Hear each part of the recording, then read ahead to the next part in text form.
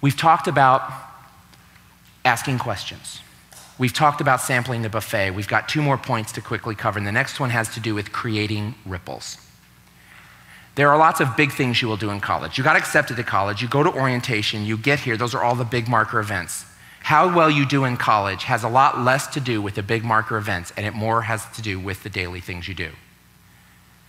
Preventing cavities, you have to go see the dentist once or twice a year, but you don't prevent cavities by doing that. You prevent cavities by brushing your teeth every day. You do well in a course, you get a good grade, not by just showing up for the final and doing well. You have to do that, but you need to go to class every day. And a lot of times, what college students forget, or it takes them a while to really learn, is that the daily decisions that you make, your first couple weeks, are huge, and they often define what your college experience is going to be like. Going to class is not quite as mandatory as it used to be. You have options.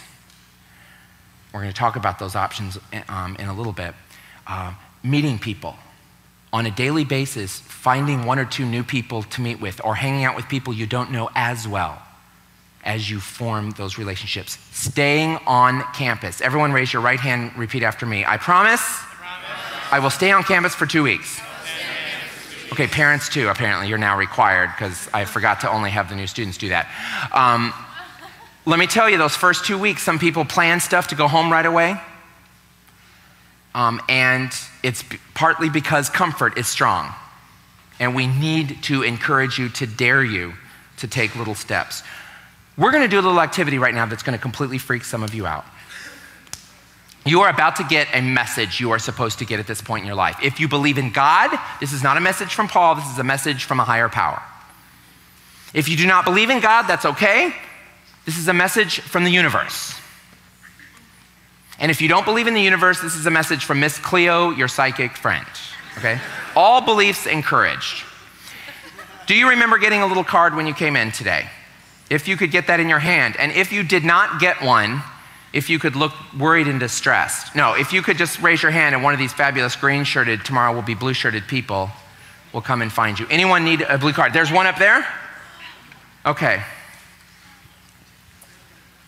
In just a minute, you're going to get a message that you are supposed to get at this point in your life. Each card, there are 30 inspirational quotes. We used we used about 10 decks actually to make sure everyone in this room has got a little card in their hand. In just a minute, your activity is very simple. You are going to meet someone you haven't met yet, and you are going to share with them not just what your message says, but why you think you were supposed to get it at this point in your life. I know some of you are like, what? Just relax, because this is what we know. Listen up. Don't open them yet. Don't you open them yet. Control freak, line 1. About somewhere between a third and a half of the people in the room will get a quote that is definitely relevant to their life, and they'll go, whoa. Some of you are going to be like, well, you could sort of make it fit. And some of you are going to go, I have no idea. That's not because God messed up, okay?